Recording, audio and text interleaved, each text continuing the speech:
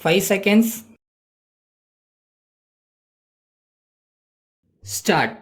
மாண்புமிகு உள்ளாட்சித்துறை அமைச்சர் அவர்கள் ஊராட்சி அலுவலர்கள் மாநாட்டை தொடங்கி வைத்து உரையாற்றிய போது தெரிவித்ததாவது: அன்புமிக்க நண்பர்களே, ஊராட்சிகள் வளர்ச்சிக்கு ஊற்றுக்கண்ணாக திகழ்கின்ற நீங்கள் கூடியிருக்கும் இந்த மாநாட்டிலே நான் கலந்து கொள்வதில் மிக்க மகிழ்ச்சி அடைகிறேன்.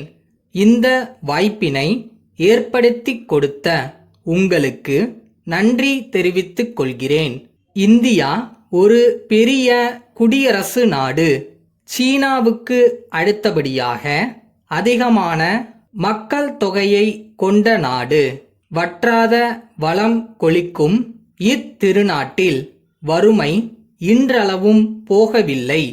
ஒருவேளை சோற்றுக்கு மக்கள் ஊர் விட்டு ஊர் செல்லும் அவல நிலை தொடரத்தான் செய்கிறது. இதற்கு என்ன காரணம் என்பதை நீங்கள் உன்னிப்பாக கவனிக்க வேண்டுமென்று கேட்டுக்கொள்கிறேன்.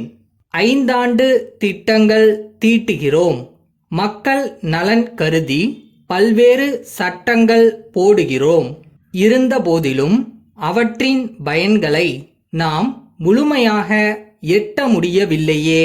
இதற்கு என்ன காரணம் என்று ஆராய்ந்து பார்த்தால் நாம் எதிர்பார்த்த அளவுக்கு கிராமப்புறங்கள் வளர்ச்சியடையவில்லை என்பது தெளிவாக விளங்கும்.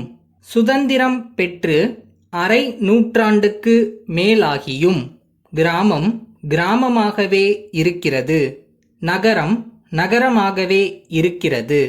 இரண்டிற்கும் உள்ள இடைவெளி குறைந்தபாடில்லை. இந்த ஏற்றத்தாழ்வினை போக்கவே நம்முடைய அரசு பல்வேறு நடவடிக்கைகளை மேற்கொண்டு வருகிறது என்பதை தெரிவித்துக் கொள்கிறேன். கிராமப்புற பொருளாதாரம் மேம்பட்டால்தான் நாட்டின் பொருளாதாரம் வளர்ச்சி அடையும். அவர்கள் மகிழ்ச்சியோடு வாழ நகர்ப்புறத்திலே உள்ள வசதிகள் எல்லாம் நாட்டுப்புறத்திற்கும் செல்ல வேண்டும். வயிற்று பிழைப்பிற்காக வாழ்விடத்தை மாற்றும் அவல நிலையை போக்க வேண்டும். இந்த குறிக்கோளை எய்துவதற்கு என்னென்ன நடவடிக்கைகளை மேற்கொள்ள வேண்டுமென்று முதலில் திட்டமிட வேண்டும்.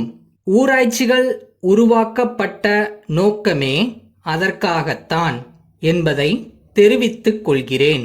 கிராம மக்கள் கல்வியறிவு பெற வேண்டும் என்பதற்காக கிராமங்கள் தோறும் பள்ளிக்கூடங்களை அமைத்தோம்.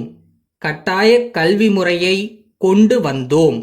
பசி வந்திட 10ம் பறந்து போகும் என்பதால் கல்வி கற்கும் குழந்தைகளுக்கு ஒருவேளை உணவளிக்கும் சத்துணவு திட்டத்தை செயல்படுத்துகிறோம்.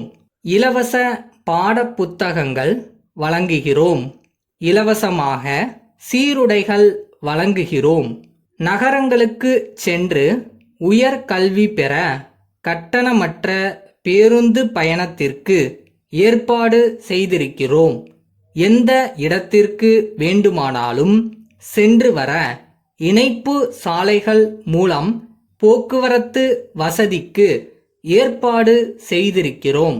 அவர்களுடைய ஆரோக்கியத்தை பாதுகாப்பதற்காக ஆரம்ப சுகாதார நிலையங்களை அமைத்துள்ளோம். அவர்கள் சிறப்பு சிகிச்சை பெறுவதற்காக வல்லுநர்களை கொண்ட நடமாடும் மருத்துவமனைகள் செயல்படுகின்றன. அதை போன்றே கால்நடை மருத்துவமனைகளும் செயல்படுகின்றன. மேலும் அரசு என்ன செய்யலாம் என்று நீங்கள் கருதுகிறீர்களோ அதை தெரிவித்தால் உரிய நடவடிக்கை எடுக்க ஏற்பாடு செய்கிறேன் என்று கூறி விடை பெறுகிறேன். சென்னை திருவல்லிக்கேணி காந்தி தெருவில் உள்ள இந்திரா மகளிர் ஆடையகத்தின் உரிமையாளர், திருச்சி சிங்காரத்தோப்பு தெருவில் உள்ள கமலா ஆயத்த ஆடை தயாரிப்பாளருக்கு எழுதிய கடிதம். அன்புடையீர், தங்களது 2ஆம் தேதிய கடிதம் கிடைக்கப் பெற்று விவரம் அறிந்து கொண்டோம். தாங்கள் கேட்டுக்கொண்டபடி பலவிதமான மாதிரிகளை இன்று தனியே தங்களுக்கு அனுப்பி வைத்துள்ளோம். அவற்றை தாங்கள் பார்வையிட்டு தங்களது தேவைக்கு கடிதம் எழுதுமாறு அன்புடன் கேட்டுக்கொள்கிறோம்.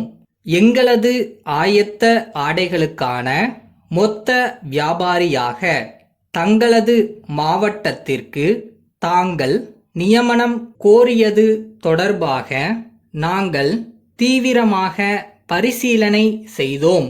தற்போது நாங்கள் அளித்து வரும் கழிவுத் தொகை அனைத்து மொத்த வியாபாரிகளுக்கும் வழங்கப்பட்டு வரும் தொகையாகும். அதேபோன்று தங்களது மாவட்டத்தில் தங்களை தவிர மற்ற விற்பனையாளர்களுக்கு நாங்கள் நேரடியாக சரக்குகளை அனுப்பி வைப்பதில்லை.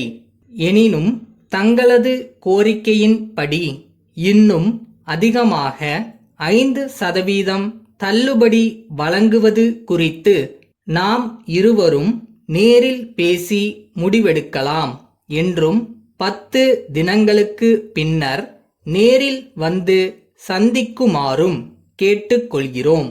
தங்கள் நம்பிக்கையுள்ள நீ போற பாதை எவ்வளோ கஷ்டமா வேணா இருக்கட்டும், ஆனா நீ யாருன்னு மறந்துடாத. எதுக்கு இதை ஆரம்பிச்சேன்னு மறந்துடாத.